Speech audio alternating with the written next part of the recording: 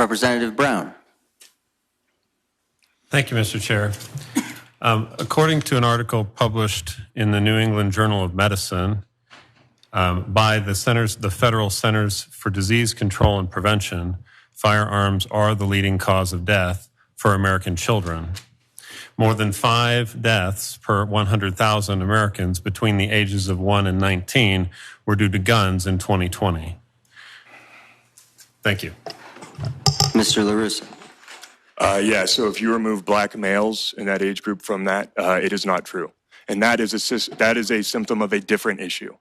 The issue that is causing young black males to be killed in their homes, on their streets, is a very different issue.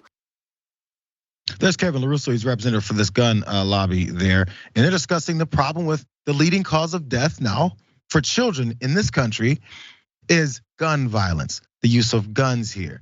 But you notice how he separated black, not children, black males from it, because they're not really children, are they? And who cares about them? It's weird how, people say things like Black Lives Matter and they go, what are you guys talking about? That's everyone already knows that. Except for apparently this guy, because that doesn't matter. Don't count those. Those are irrelevant numbers. That's a bunch of zeros. They don't matter.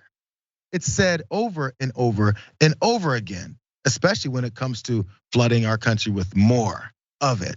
So anyways, what was going on here was it was a Colorado House that was putting on a committee for the Guns Preservation Act, and they're putting it on the floor there.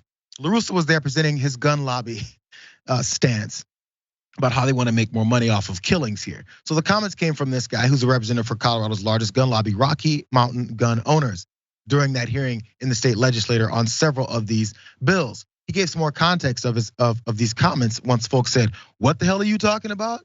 This is what one reporter pointed out. Said Lorusso said gun deaths involving young black males are a symptom of a different issue. I wonder what issue that is. He told 9 News that the issue is gangland violence. And he also said no racial intent was intent in his comments, though, despite the fact that he said black males. It must just not really be baked in the fact that you said black males when we're talking about children being murdered by guns. He says there's no racial intent behind it. I can understand how it can be taken out of context. Where's the context then, bro? After a lengthy defense of his remarks, Lorusso acknowledged his comments, quote, came off horrible. They came off horrible or they were horrible. Or maybe your thought process behind black children being murdered by guns is just horrible. It's really easy to cut through all the BS and say what you meant, which is, you know what, I said something horrible. I discounted the lives of black folks. In fact, black children, they mean nothing to me. I need to be educated on the fact that they're human beings, and when they die, I should give a damn. But I don't, because I've been indoctrinated over and over and over again by, first of all, the fact it's white supremacy, and number 2, money. I need both of those things in order to thrive in the position that I'm in. So I need to discount their lives. That's actually what happened, Lorusso. Anyways, there's more, because during these hearings, he didn't say this only about black folks. He had these things to say about Jewish folks, and maybe they need to get their hands on some guns. It's an old school argument that we've heard before too with enslaved folks. He says, I cannot fathom why someone would say, the Jews would have still died in the Holocaust, so maybe they didn't need their guns. The same guy said, and he continued, he said, you know what? Maybe they should have taken a couple of Nazis out on the way.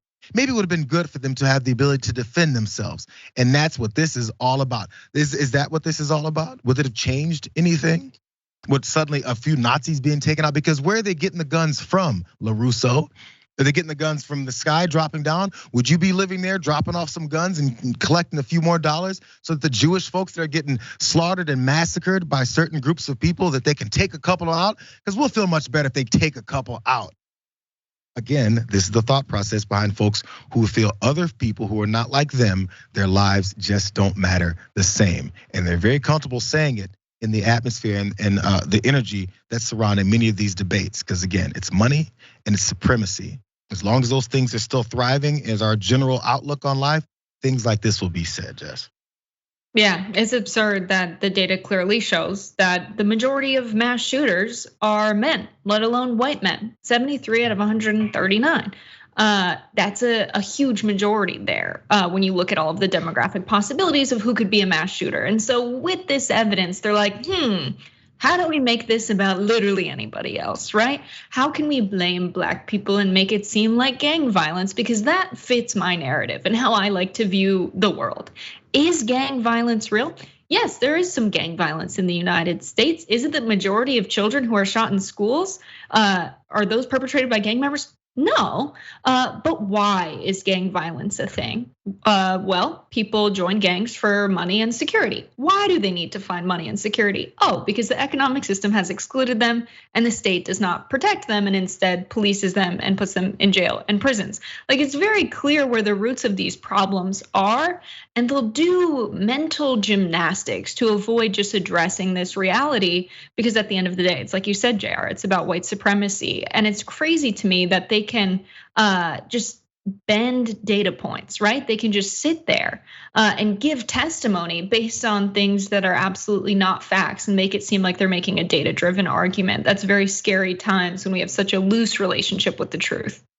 As usual, and by the way, this all connects back to the learning about how, from our beginnings of this country, how these systems can still be in place to still have biases for certain groups of people. As you point out, maybe many of the reasons that people join street gangs, amongst, by the way, the street gangs aren't just a Black person thing, in case this guy doesn't know that either. But we glorify Italian street gangs. As a matter of fact, there was a story a couple weeks ago where Fox News, and I didn't even know they did this, so years ago, they interviewed a former Italian mobster that was from Philly or somewhere about his plan for better business in the country, as if he's this great businessman. Like, he ran this particular mafia for 25 years. He knows what he's talking about.